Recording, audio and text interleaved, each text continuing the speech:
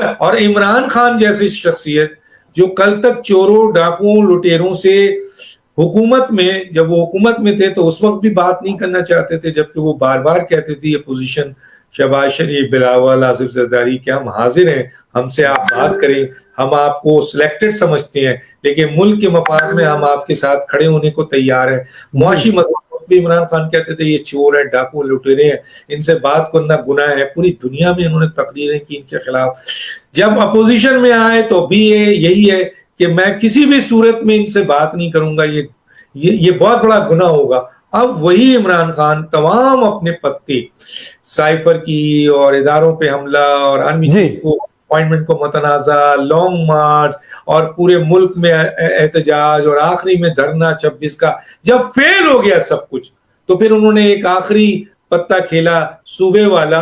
और जब वो देख रहे हैं कि वहां पे भी वो कमजोर पड़ रहे हैं तो उन्होंने हुकूमत से उसी चोर डाकुओं लुटेरों से बात करने के लिए रिक्वेस्ट करना, इल्तिजा करना शुरू कर दी। तो अब तो इमरान खान बहुत वीक विकेट पे है और हुकूमत बहुत पावरफुल पोजीशन पे है।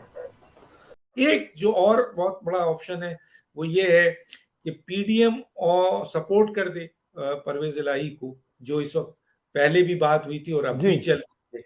और इस लिहाज से पीडीएम के पास वो होगा, क्या कहते हैं, कारपेट, वो जब चाहेगी घसीट लेगी परवेज इलाही को। और अब टाइम भी बहुत कम रह गया है, तो चांसेस ये हैं कि पीडीएम इनके खिलाफ अदम एतमाद शायद ना लाए और आसिफ अली जरदारी साहब जो चाह रहे हैं कि जो पहले भी चाहा था कि परवेज इलाही को ही अगर चीफ मिनिस्टर बना दिया जाए और उसके बाद जो है वो पीडीएम सपोर्ट कर दे तो पीटीआई तो फारिग, फिर तो सब तो सर ये कितने % चांस है आपकी नजर में इसमें?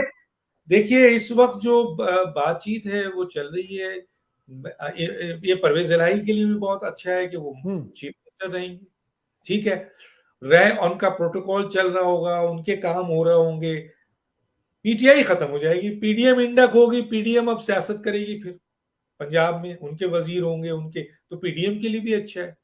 और अगर ये असेंबली टूटती है, परवेज इलाही तोड़ देते हैं, असेंबली भेज देते हैं, जिसमें फड्डा होगा, क्योंकि सुप्रीम कोर्ट में अगर ये केस जाएगा तो सुप्रीम कोर्ट पूछेगी भाई आपने असेंबली क्यों तोड़ी है, तो आप क्या कहेंगे? आप तो कह रहे हैं कि मेरा सूबा बहुत अच्छा चल रहा है, लॉ एंड ऑर्डर सिचुएशन अच्छा है, आईनी तौर पर सूबा चल रहा है, लोगों के काम हो रहे हैं, डेवलपमेंट वर्क हो रहा है, तो फिर आपने क्यों तोड़ दी इमरान खान के कहने पे? तो सुप्रीम कोर्ट में वो जजेस जो कि आप समझते हैं कि बहुत मेरिट को वो करते हैं, वो तो उड़ा के रख देंगे, उसी वक्त बहाल हो जाएगी पंजाब वो चीज। दूसरी बात यह है कि अगर फर्ज कीजिए कि उनके हत्थे चढ़ गया और असेंबली टूट गई और डिसॉल्व हो गई, तो फिर जाहिर है कि उसमें क्या होगा, उसमें जाहिर है कि आप यहाँ पे आपको गवर्नर राज लगाना पड़ेगा।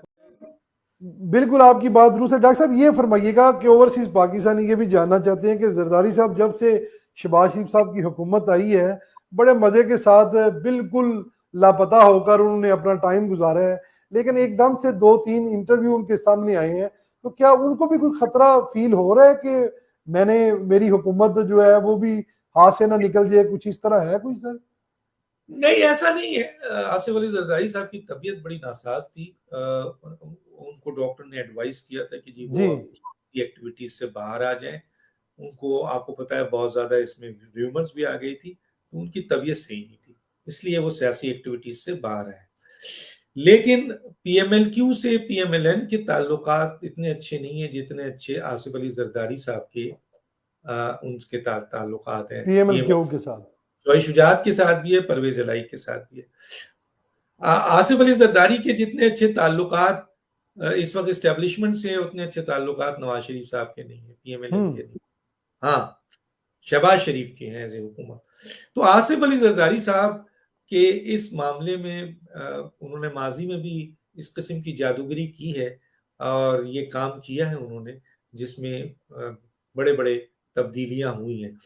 तो आसिफ अली जरदारी की बात शोई शुजात साहब वो नहीं डाल सकते, बिल्कुल ऐसे है। परवेज इलाही साहब भी उनकी बड़ी इज्जत करते हैं, रिस्पेक्ट करते हैं, तो इसलिए उनको ये डर तो किसी सूरत में नहीं है। मरकजी हुकूमत तो कहीं भी नहीं जा रही है भाई, मरकजी हुकूमत तो सोच रही है कि हम मजीद 1 साल एक्सटेंशन लेंगे, वो कहाँ है। अभी देखिए बिलावल भुट्टो को, उसको फॉरेन मिनिस्ट्री दी गई है, बिल्कुल जुल्फिकार अली भुट्टो को फॉरेन मिनिस्ट्री दी गई थी। इस वक्त बिलावल भुट्टो अब आइंदा आने वाले वजीर आजम के लिए अपने आप को मंज रहा है। वो बिल्कुल इख्तिलाफ ऐसे होगा आपका मेरा किसी का भी, लेकिन जो नजर ग्राउंड आ रहा है, बिल्कुल ऐसी जो उनकी कारकर्दगी है इसके ऊपर। तंजीमी बिल्कुल काम नहीं कर रहा है, वो मंज रहा है। आपने मरियम नवाज साहबा को उठाकर कोने में फेंक दिया है, ना आप हम्म सियासी तौर पर उसको मजबूत कर रहे हैं, ना आप इस हुकूमत में उसको आला तरीन ओहदा दे के इंटरनेशनल एक्सपोजर नहीं दे रहे हैं। बिल्कुल ऐसी है। ये फरमा दें कि परवेज इलाही क्या लगता है आपको बासानी असम्बलियां तहरील कर देंगे? और सारी कौम जानती है कि परवेज इलाही कभी भी घाटे का सौदा नहीं करते।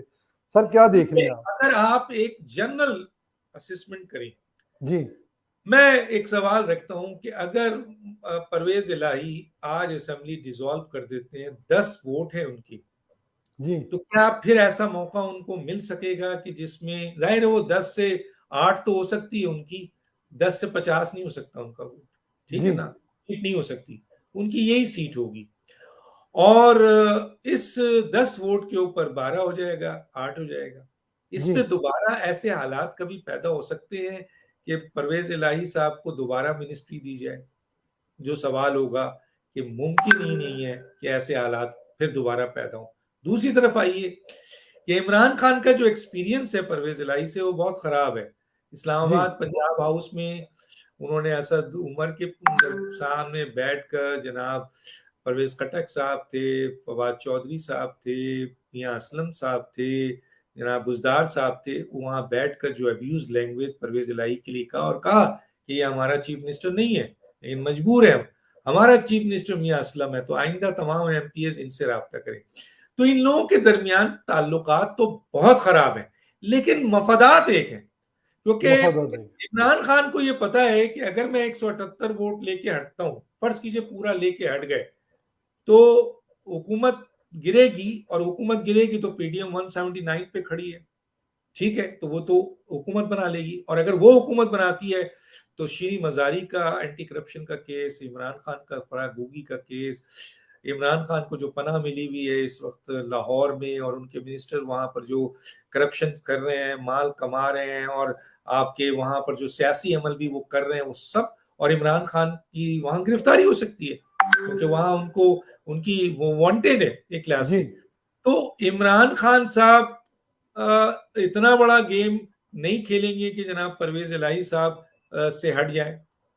परवेज इलाही साहब 10 वोट के साथ हट हट हट हट कर वो हमेशा के लिए चीफ मिनिस्टर से निकल जाएंगे, और लेकिन क्या देख रहे हैं सर आप? कितने कितने दिन हुआ आए हुए शानदार साहब को हुआ है। सर 3 महीने नहीं हुए मेरे ख्याल से अभी तो। किसी शख्स से इतनी, पूरी हुकूमत कहती है कि जनाब हमें आए हुए 3 साल हुए हैं और हम 70 साल की गन कैसे खारिज कर दें। कोई आगे कहता है कि जी 4 साल की गन हम पूरी हुकूमत कैसे खारिज कर दें। तो एक फाइनेंस मिनिस्टर आया है, कंटेन हो गया आपका डॉलर, जो कि ऊपर चला गया था, आके 222 पे रुक गया, वरना 250 60 70 चला गया था। उन्होंने वादा किया है कि वो 200 तक लाएंगे, वो कर रहे हैं। दूसरा बहुत बड़ा काम उन्होंने किया है, सूद से पाक बैंकिंग, ये कोई मामूली बात नहीं है। तीसरा ये है कि जी पाकिस्तान डिफॉल्ट हो रहा था, उन्होंने पहले ही $1 अरब रखा हुआ था बॉन्ड के हवाले से, जी वो काम कर रहे हैं। लेकिन जाहिर है आईएमएफ एक तरफ खड़ा हुआ है, फंड्स की कमी है, आपके जितने भी कमिटमेंट्स हैं जो इन्होंने किए हुए उनको निभाना है। अभी एफबीआर ने 1 साल 1 महीने की जो आपके टैक्स कलेक्शन है वो इतनी शानदार है कि जनाब 538 जो है वो आपके बिलियन रुपीस आई है 1 महीने में, और तकरीबन 2688 बिलियन जो है वो 4-5 महीने में आई है, जबकि टारगेट कम था। हम्म टारगेट था 537.4 और हासिल किया है 538 बिलियन। तो ये अच्छाई हुई है। फौरी तौर पर इन्फ्लेशन, यानी जाहिर है डॉलर कम मैटर है, इंटरनेशनली इन्वॉल्वमेंट है, कम से कम वो इन चीजों में पॉलिसी तो बना रहे हैं, काम तो कर रहे हैं। टांगे तो खींची जा रही हैं। तो इसहाक डार साहब काम कर रहे हैं, इसहाक डार साहब टारगेट की तरफ देख रहे हैं, इसहाक डार साहब उस तरफ जा रहे हैं जहां पर वो आने वाले वक्त में जब जून 2023 का बजट देंगे तो वो इलेक्शन बजट है उनकी नजर में है, उनको ऐसा बजट देना है जिसमें आम आदमी को रिलीफ मिले। अभी भी नहीं, देखें, आप मुझे ये बताएं ना, आप क्या कर रहे हैं? आप आपने पीएमएलएन से मैं पूछता हूं कि मुझे ये बताइए कि आप टॉप पे थे अभी तंजीमी तौर पर, ये खत्म हो गए, नीचे आ गए। आपकी एक ही खातून तो है जो तंजीम लेके चल रही है, बाकी आपके मिनिस्टर जुगाड़ में लगे हुए हैं। कोई सियासत कर रहा है, कोई अपनी जुगाड़ी कर रहा है। कौन इलेक्शन में मौजूद था? आजाद कश्मीर का इलेक्शन हो या लाहौर का सुन्नी इलेक्शन हो, आपके कौन से मिनिस्टर मौजूद थे? कौन काम कर रहा है? आपके पीएमएलएन की तंजीम साजी पे काम का है। वजीर आजम के पास सदारत का ओहदा है, ठीक है, नवाज शरीफ साहब दूर बैठे हुए हैं, वो जनाब वो क्या नाम है, जनरल एहसन सेक्रेटरी इकबाल। जो है वो एहसन इकबाल है।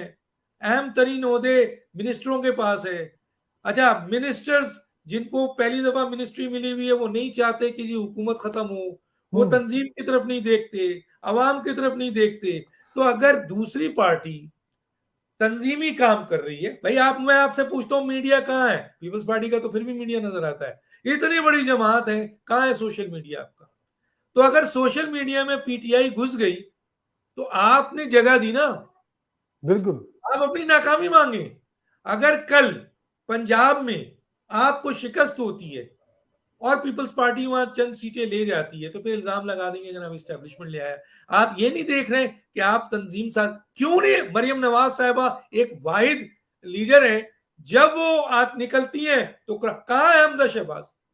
बिल्कुल सर, कहाँ है दूसरे लीडर? मुझे बिल्कुल बताएं। बिल्कुल सर, ये कौन तो बात आपने हमजा शहबाज साहब की जो की है, ये जब तो आप जब हरकुन आप बात है सर।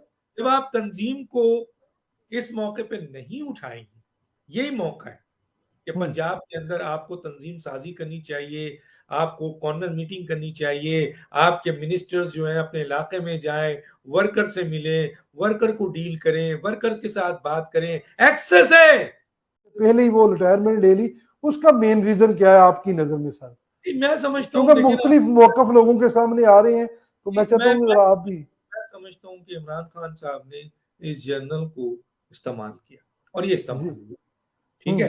ये फौज के खिलाफ भी इस्तेमाल हुए, ये सियासतदानों के खिलाफ भी इस्तेमाल हुए।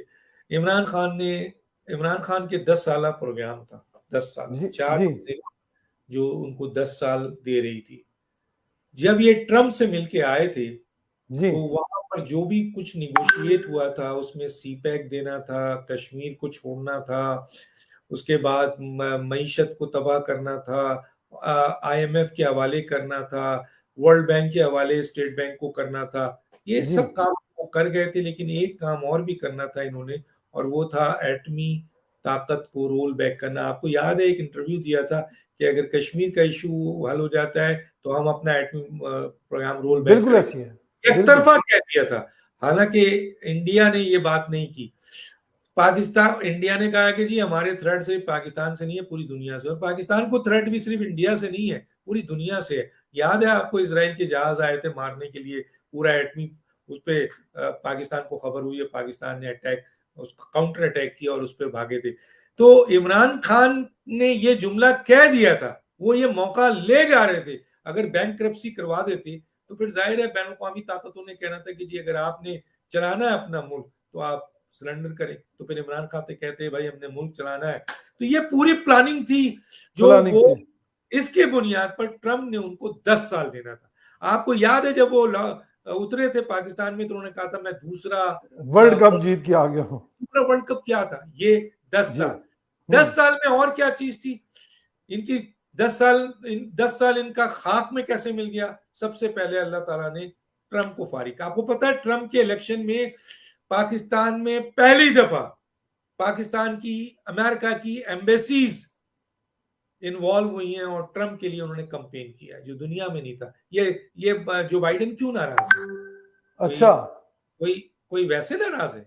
कोई पर्सनल लड़ाई है?